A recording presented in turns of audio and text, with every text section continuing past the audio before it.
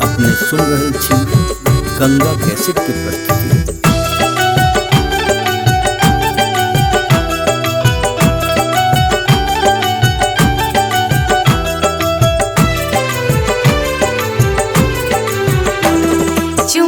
बहू है ललना धीरे धीरे, बहू है ललना धीरे धीरे, बजा बहू है बिचिया धीरे धीरे, बजा बहू है बिचिया धीरे धीरे। ओ ओ